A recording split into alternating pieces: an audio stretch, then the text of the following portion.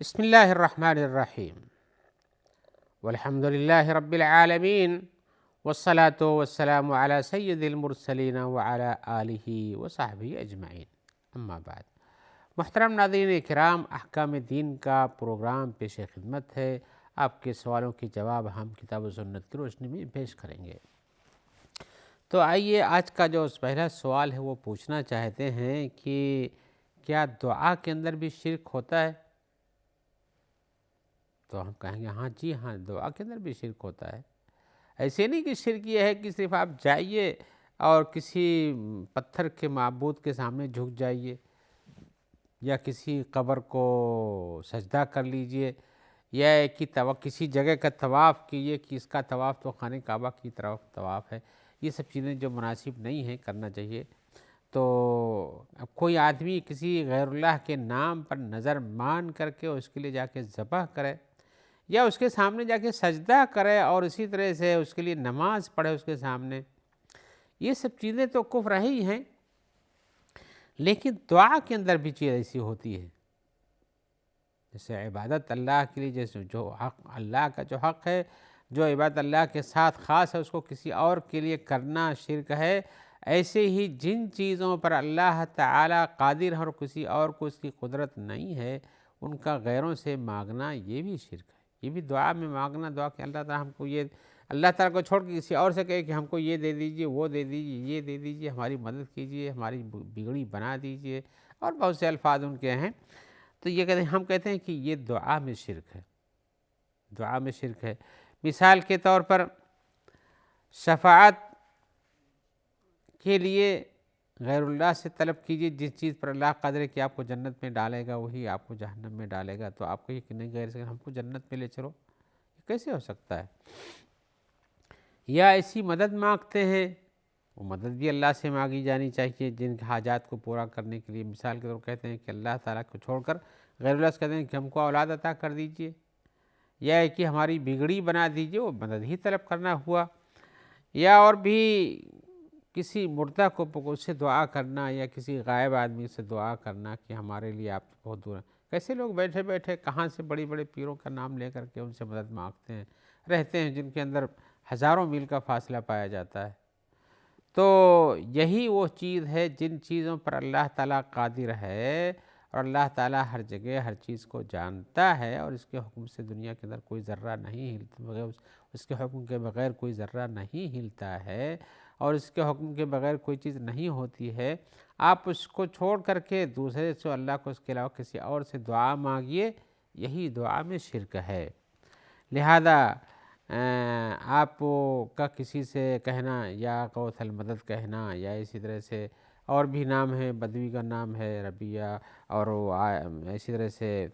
عبد القادر جیلانی کا نام ہے، ابن الوان کا نام ہے، اور بھی بہت سے پیر ادھر ادھر کے ہیں۔ پیروں کی کچھ کمی نہیں ہے، کن کن کا نام لیں گے، ان کے نام سے آپ دعا کیجیے اور ایسی مدد مانگے جیسے وہی دینے والے ہیں، اور جبکہ وہ مرنے کے بعد تو کسی چیز پر قادر نہیں۔ زندگی میں آپ کسی سے مدد مانگتے ہیں جس کو وہ دے سکتا ہو، تو یہ مانگ سکتے ہیں۔ جیسے آپ کہیں کہ بھئی ہماری یہ گاڑی بنوا دیجئے، آپ اس سے گاڑی بنانے کی مدد مانگتے ہیں، یا ہمارے لیے سامان بازار سے خرید کر لا دیجئے، آپ اس سے ریکویسٹ کرتے ہیں۔ یا کہ آپ کسی کو پکارتے ہیں، بھائی دور سے ہے، پکارتے ہیں کہ آئیے ہمارا یہ کام کر دیجئے، اور وہ کرنے کے لائق ہے اس کام کو، تو یہ شرک نہیں ہے۔ یہ ندا، یہ دعا، یہ پکار، یہ تو انسان کی زندگی میں جس پر وہ قدرت رکھتا ہے اس کو پکارتے ہیں کہ ہمارا یہ کام کر دو، اور وہ کر دیتا ہے۔ اللہ نے اس کو یہ صلاحیت دے رکھی، قوت دے رکھی، لیکن مرنے کے بعد تو کوئی کسی کے کام نہیں آتا، اس لیے کہ انسان جب مر جاتا ہے اس کے سارے عمل بند ہو جاتے ہیں، ان عمل میں کسی کی مدد کرنا بھی ہے وہ بھی بند ہو جاتا ہے۔ حدیث میں آیا ہوا ہے کہ جب انسان مرتا ہے تو سارے عمل بند ہو جاتے ہیں، صرف اس کے لیے کیا کام آتا ہے؟ صدقہ جاریہ، یا نیک بندے، نیک اولاد جو اس کے لیے مدد کرتے ہوں، اور اسی طرح سے ایسا علم جس کے ذریعے سے لوگوں کو فائدہ ملتا ہو۔ یہ تو نہیں کہا کہ انسان مرنے کے بعد اس کا عمل جب بند رہتا ہے، یہ باقی رہتا ہے کہ وہ دوسروں کی مدد کرتے ہیں، دوسروں کے پکارنے پہنچتے ہیں، دوسروں کے لیے حاجتوں کو، ضرورتوں کو پوچھتے ہیں۔ یہ حدیث جو بہت ہی واضح ہے، اس کو سمجھنے میں کتنی غلطی کرتے ہیں لوگ۔ لہذا یہ دعا کے اندر بھی شرک ہوتا ہے، جن چیزوں پر اللہ تعالیٰ قادر ہے اس کو اللہ سے نہ مانگ کر کے کسی غیر اللہ سے مانگیں گے اور یہ سوچیں گے کہ یہ دے سکتے ہیں، تو یہ شرک ہے۔ لہذا اس سے بچنا چاہیے، اور کسی بھی پیر ہو، کوئی فقیر ہو، کوئی پہنچا ہو، ولی اللہ جس کو آپ سمجھتے ہوں، اور وہ حقیقتاً ہو بھی تو بھی کسی کے لیے پاس یہ قدرت نہیں ہے کہ مرنے کے بعد وہ کسی غیر کے کام اس طرح سے آتا ہو۔ وہ تو خود ہی محتاج ہوتا ہے دعاؤں کا، خود ہی محتاج ہوتا ہے کہ آپ اس کے لیے صدقہ خیرات کرتے ہیں۔ وہی لوگ جو پکارتے بھی ہیں، جو غیر اللہ کے ساتھ دعاؤں میں شرک کرتے ہیں، انہی کے لیے وہ صدقہ و خیرات بھی کرتے ہیں ان کے نام سے، ان کو صدقہ و خیرات پہنچاتے ہیں۔ قرآن پڑھتے ہیں تو اس کو ان کے نام سے بخشتے ہیں، بھیجتے ہیں کہ اس کا ثواب ان کو ملے، ان کو ملے۔ قربانی نام ان کے سے کرتے ہیں۔ تو جب آپ کے پاس یہ کہ وہ آپ کی مدد کرتے ہیں تو آپ ان کی مدد کرنے کیوں چاہتے ہیں؟ آپ کو جب وہ بچے دے سکتے ہیں، آپ کو اولاد دے سکتے ہیں، آپ کی تجارت بڑھا سکتے ہیں، آپ کی حفاظت کرتے ہیں، تو ان کے لیے حفاظت کرنا، ان کے لیے جمع کرنا کیا معنی رکھتا ہے؟ لہذا دعا کے اندر بھی شرک ہوتا ہے۔ آپ کا جو سوال ہے اسی پہ ہم جواب دیتے ہیں کہ بھائی آپ ان سے ایسی کوئی چیز مانگتے ہیں جن پر اللہ قادر ہے تو غلط ہے، اور مرنے کے بعد تو ہر ایک کی قدرت چھن جاتی ہے۔ اللہ باقی ہے، باقی سب فانی ہے، لہذا آپ کو اللہ باقی کے ساتھ ہی تعلق رکھنا چاہیے، تو آپ کے شہرک سے زیادہ قریب ہے۔ اور اگر کوئی یہ کہے کہ آپ بھی کسی کو پکارتے ہیں، کسی سے مدد مانگتے ہیں، تو ہم تو زندوں سے مدد مانگتے ہیں۔ زندوں سے مدد مانگنا یہ کوئی شرک نہیں ہوتا ہے، لہذا اس سے بچنا چاہیے۔ آئیے ہم ایک اور سوال کی طرف آتے ہیں، وہ بھی ایمانیات سے متعلق ہے۔ ہمارے بھائی پوچھتے ہیں کہ کیا عمل یہ ایمان کے صحیح ہونے کے لیے شرط ہے کہ نہیں ہے؟ کہتے ہیں تفصیل سے بتائیے گا۔ اصل بات یہ ہے کہ اس بات میں لوگوں کے اختلاف بہت ہے کہ عمل ایمان میں شمار ہوتا ہے کہ نہیں شمار ہوتا ہے، یا عمل کے بغیر ایمان کا کوئی معنی نہیں ہے، اور عمل ہو اور ایمان نہ ہو، یا ایمان ہو عمل نہ ہو، تو کہتے ہیں کہ ایمان ہو اگر عمل نہ ہو تو بھی انسان بچ جاتا ہے۔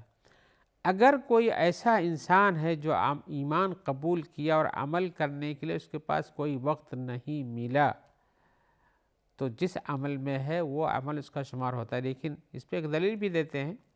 وہ کہتے ہیں کہ ایک صحابی رسول آئے صلی اللہ علیہ وسلم، اور انہوں نے آنے کے بعد آپ سے عرض کیا کہ ہمیں جہاد میں شریک ہونا ہے، تو آپ نے کہا ٹھیک ہے، تو کھجوریں لیے ہوئے تھے، کھا رہے تھے، ان کو پھینک دیا، کہا ہمارے اور جنت کے درمیان تو کوئی بہت معمولی سا فاصلہ، جہاں اور گئے میدان میں اور قتل مقتول ہو گئے،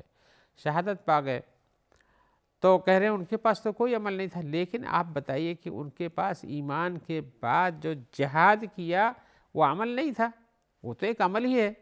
تو یہ کیسے کہا جاتا ہے کہ ایمان کے بعد عمل نہیں ہے؟ تو ایسے ہی اگر کوئی ایمان کے بعد عمل کا موقع نہیں پا سکا جو آپ کے تصور میں ہو، اس لیے کہ انسان کا ایمان قبول کرنا، زبان سے ادا کرنا، دل سے ارادہ کرنا، یہ دل سے ارادہ کرنا، نیت کرنا، عقیدہ رکھنا، یہ بھی عمل ہے، زبان سے بولنا یہ بھی عمل ہے۔ تو ایسا تو نہیں ہو تصور کیا تھا کہ ایمان ہو اور اس کے بعد کوئی وقت نہ مل سکے عمل کرنے کا۔ ایمان رہے گا تو دل سے تو اقرار کرے گا، دل سے زبان سے اقرار کرے گا، وہ عمل کا نام ہے، لیکن اس کے باوجود بھی عمل ہوتا ہے۔ اب میں آپ کو یہ تفصیل تو آپ جانتے ہیں، یہ اس کے الٹا مثالیں میں دے سکتا ہوں۔ ایک ایمان وہ ہے جو فرعون کا ایمان تھا۔ فرعون بھی موسیٰ علیہ السلام کے ساتھ جتنا لمبا جھگڑا چلا، ان کا سمجھے سمجھائے کچھ نہ مانا، اس لیے کہ تو اپنے رب ہونے کا دعویٰ کرتا تھا۔ تو جب حضرت موسیٰ کو یہ سوچا اس نے کہ ہم گرفتار کر لیں، کی پوری پارٹی کو شرذمۃ قلیلہ ہیں، چھوٹی سی جماعت ہے، ان کو کیا ہمارے سامنے حیثیت ہے،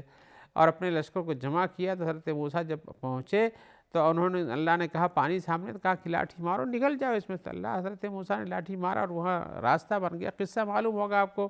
نگل گئے، فرعون اس کا لشکر گھسا تو اس میں ڈوب گیا۔ تو جب ڈوبنے لگا تو اس نے کہا کہ میں تو ایمان لاتا ہوں موسیٰ اور موسیٰ کی قوم جس بات پر ایمان لاتی ذرا پر، اس پر میں بھی ایمان لاتا ہوں، لیکن یہ عمل جو اس کا تھا یہاں کوئی عمل نہیں تھا کہتے ہیں، لیکن وہ ایمان اس طرح سے قبول نہیں ہوگا، اس لیے کہ جس نے زندگی پر اس کے سے انکار کیا اور مرتے مرتے جب روح اس کی اپنے خرے میں آ گئی تو کہتا اب میں ایمان کرتا ہوں، اس وقت تو ایمان قبول بھی نہیں ہوتا ہے، کوئی عمل بھی قبول نہیں ہوتا، مغفرت نہیں قبول ہوتی ہے۔ تو یہ ایمان کا فرعون کا ایمان تھا، اس سے کچھ صحت میں، اس لیے کہ حقیقت میں وہ جانتا تھا کہ موسیٰ صحیح ہیں، لیکن عناد و تکبر میں ان پر ایمان نہیں لاتا تھا۔ اور ایسے ہی اگر کوئی عمل کرتا ہو، بہت سے لوگ ہیں جو بہت سے اچھا کام کرتے ہیں، رمضان میں روزے رکھتے ہیں، ایمان اللہ پر نہیں ہے لیکن رمضان کے روزے رکھتے ہیں، لوگوں کی مدد کرتے ہیں، خیرات دیتے ہیں، کہتے ہیں کہ ہم اچھا کام کرنا چاہتے ہیں، اچھا کام کرتے ہیں، لیکن اللہ پر ایمان نہیں ہے، تو ایسے لوگوں کا وہ عمل بھی قابل قبول نہیں، اس لیے کہ ایمان کے بغیر عمل جیسے قبول نہیں، ایسے عمل کے بغیر ایمان کا بھی کوئی معنی نہیں رہتا ہے۔ اگر عمل کے بغیر فرعون کی طرح ایمان لائیں تو کیا فائدہ ہے، یا عمل کریں منافقین کی طرح ایمان ہو تو کیا فائدہ اس سے۔ تو اگر کوئی آدمی عمل کرتا ہے اور دل سے نہیں مانتا ہے اس کو، تو جس سے منافقین تھے مدینہ میں، آتے تھے نماز پڑھنے کے لیے جھولتے ہوئے، دل میں ذرا بھی یقین نہیں، لیکن حاضری دیتے تھے کہ چلو حاضری دیں گے تو ہماری جان بچے گی، ہم مسلمانوں میں شمار کیے جائیں گے، اور جو جہاد میں غنیمتیں ملتی ہیں یا رسول صلی اللہ علیہ وسلم جو تقسیم کرتے ہیں، جو دیتے ہیں، یہ سب مل جائے گا اور ہمارا اپنا گھر بار محفوظ رہے گا، یہ ان کا مقصد تھا۔ عمل تو آتے تھے اسی لیے مقصد سے کرنے کے لیے، دل میں کچھ ایمان نہیں، تو ایسے عمل کا بھی کوئی فائدہ نہیں ہے، اس لیے کہ منافقوں کے پاس ایمان نہیں ہے، اور فرعون جیسے لوگوں کے پاس یقین نہیں وہ کہ ہمیں اس کو لانا چاہیے، جانتے ہو حقیقت تب بھی اس پر کام نہیں کرتے ہیں۔ تو اسلام کے لیے، اسلام ماننے کے لیے تو ایسے ایمان کی ضرورت پڑتی ہے، ایسے عمل کی ضرورت پڑتی ہے، ایسے ایمان کی ضرورت پڑتی ہے جس کے ذریعے بعد عمل ہو، اور ایسے عمل کی ضرورت پڑتی ہے جو ایمان کو صحیح کرتا ہو، لہذا کرنا یہی چاہیے۔ لیکن جو آدمی ایمان کا دعویٰ کرتا ہو اور عمل نہ کرتا ہو، اور ایسے بھی آپ کو ملیں گے، کہتے ہیں کیا ہوا، اصل تو ایمان دل میں ہوتا ہے، ہمارے عمل سے کیا شعور ملتا ہے، عمل تو ہم کچھ بھی کریں لیکن ایمان تو رکھتے ہیں، لیکن ایسا ایمان جس کے پیچھے عمل نہ ہو وہ کچھ قابل قبول نہیں ہوتا ہے۔ آئیے میں آپ کو ایک آیت سناتا ہوں، سورہ نمل کی آیت ہے، 13-14 میں ہے۔ اللہ تعالیٰ فرماتے ہیں فَلَمَّا جَاءَتْهُمْ آيَاتُنَا مُبْصِرَةً قَالُوا هَذَا سِحْرٌ مُبِينٌ، جب ان کے پاس ہماری کھلی ہوئی آیتیں پہنچتی ہیں تو کہتے ہیں یہ تو کھلا ہوا جادو ہے، یعنی اس کو جادو شمار کرتے ہیں کہ اچھی باتیں ہیں اور اس سے لوگوں کو تاثیر ہو جاتی ہے۔ وَجَحَدُوا بِهَا وَاسْتَيْقَنَتْهَا أَنفُسُهُمْ، اور اس کا انکار کر دیتے ہیں جبکہ وہ دل سے سمجھتے ہیں، دل میں ان کو ہے یقین کہ ہاں اس کی بات تو صحیح لگتی ہے، اور کتنے ایسے ہیں جن کو آپ دل سے مانتے ہیں کہ ہاں یہ چیز صحیح ہے، لیکن عمل نہیں کرتے اور اس پر ایمان، اس رب پر ایمان نہیں لاتے، اس کی کتاب پر ایمان نہیں لاتے۔ وَاسْتَيْقَنَتْهَا أَنفُسُهُمْ ظُلْمًا وَعُلُوًّا، یہ کام جو کرتے ہیں کہ یقین کے باوجود بھی ایمان کا اظہار نہ کریں اور اس پر عمل نہ کریں، یہ ظلم و زیادتی ان کی طرف سے، اور یہ کہ اپنے آپ کو اونچا سمجھتے ہیں کہ ہم یہاں کہاں پہنچنے والے ہیں، ہم اس سے اور اونچے ہیں۔ فَانظُرْ كَيْفَ كَانَ عَاقِبَةُ الْمُفْسِدِينَ، ایسے فساد پسندوں کا انجام کیا ہونے والا ہے وہ دیکھیے۔ تو گویا کہ ایمان آدمی حقیقت کو سمجھتا ہو لیکن ایمان نہ لاتا ہو، اس کے بعد عمل نہ کرتا ہو، تو اس کا یہ ایمان جو دل میں حقیقت کو جو جانتا ہے، دل میں مانتا ہے، لیکن عملی طور پر منکر ہے اس کا، تو وہ قابل قبول نہیں ہے۔ اور بلا شبہ فرعون بھی اس طرح سے حضرت موسیٰ کی حقیقتوں کو جانتا رہا لیکن ایمان نہیں قبول، اس لیے کہ اس کی حکومت جانے والی تھی۔ تو لا الہ الا اللہ کی شرطوں میں سے یہ ہے کہ ایمان ہو اور ایمان کی تصدیق ہو اور عمل پایا جاتا ہو۔ عمل یہ جوارح سے، ہاتھ اور جسم کے جو اعضاء ہیں ان کے ذریعے سے عملی طور پر، جیسے آپ کو نماز پڑھنی پڑتی ہے، آپ کو روزہ رکھنا پڑتا ہے، آپ کو اچھے کام کرنے پڑتے ہیں، قرآن کی تلاوت ہے، اللہ کا ذکر و اذکار ہیں، یہ سب عملی طور پر جوارح سے پائے جاتے ہیں۔ تو بس خلاصہ کلام یہ ہے کہ ایمان میں عمل نہیں ہے تو وہ ایمان بیکار ہے، جیسے فرعون کا ایمان بیکار ہوا، اور ایسے ہی عمل ہے، ایمان نہیں ہے تو وہ بھی بیکار ہے، اس لیے کہ بغیر ایمان کے کوئی بھی عمل قابل قبول نہیں ہے۔ اور جب ایمان ہے تو عمل بھی ہونا چاہیے۔ ایسا کون سا ایمان ہے جس میں آپ کہتے ہیں کہ ہم اللہ پر ایمان رکھتے ہیں، رسول پر ایمان رکھتے ہیں اور اللہ کی کتاب پر ایمان رکھتے ہیں، سب کچھ ایمان مانتے ہیں، لیکن مانتے ہیں عملی طور پر کچھ بھی نہیں کرتے ہیں، یہ کون سا ایمان ہوا؟ خالی خولی، جس کو دعویٰ جھوٹا دعویٰ کہہ لیجئے، اس لیے کہ اللہ تعالیٰ بہتر جانتے ہیں، اللہ تعالیٰ ہی نے حکم دیا ہے، سب اللہ کے رسول نے یہ سب احکام دیے ہیں کہ آپ کو ایمان ہے تو ایمان کے بعد یہ کرنا ہے، پھر آپ کہتے ہیں ہم اللہ پر ایمان رکھتے ہیں، اللہ کے فرمان پر ایمان نہیں رکھتے ہیں، گویا کہ آئیے ہم ایک اور سوال کی طرف آتے ہیں۔ ہمارے بھائی پوچھ رہے ہیں، اللہ تعالیٰ ان کے عملوں کو قبول فرمائے،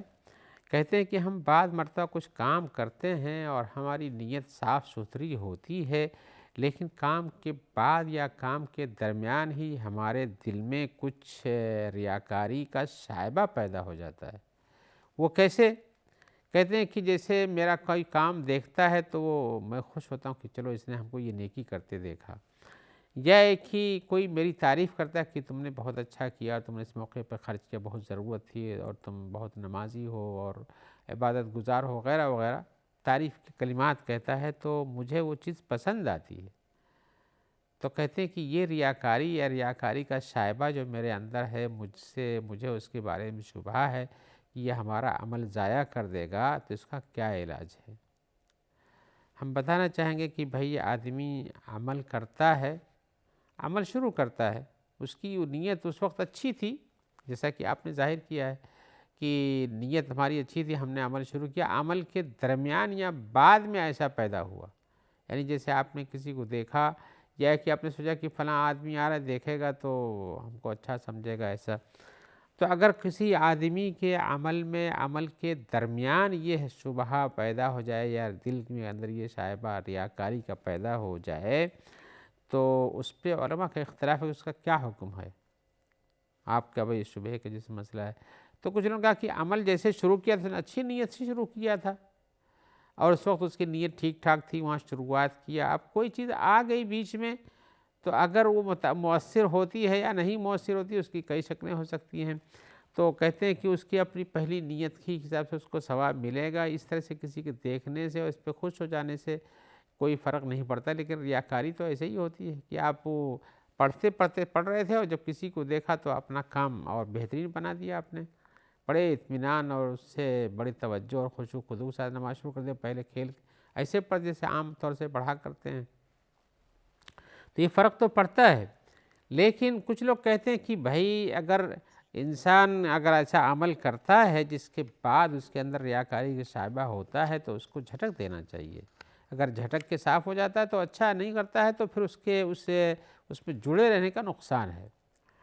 اور اسی طرح سے آپ کو بچنا چاہیے، آپ کو اپنے عمل کو بیان بھی نہیں کرنا چاہیے تاکہ لوگ تعریف کریں، اور اگر آپ کے اندر ایسا کوئی شائبہ پیدا ہو تو آپ کوشش کیجئے کہ یہ چیز اپنے یہاں سے جھٹک دیجئے اور اعوذ باللہ من الشیطان الرجیم پڑھ لیا کیجئے تاکہ یہ چیز آپ سے ظاہر ہو، جیسے کہ شیطان ہی یہ شائبہ پیدا کرتا ہے۔ اللہ تعالی ہم سب کے عملوں کو محفوظ رکھے ریاکاری سے بھی اور قبول فرمائے، اور ہم دعا کرتے ہیں آپ کے لیے بھی اور اپنے لیے بھی کہ اللہ تعالی ہم سب کو اپنی حفاظت میں رکھیں، اور جو بھائی آپ تک اس پروگرام کے پہنچانے میں مددگار ہوتے ہیں، اللہ تعالی ان کو بھی اپنی حفاظت میں رکھیں اور اچھا بدلہ عطا فرمائے۔ السلام علیکم ورحمۃ اللہ وبرکاتہ۔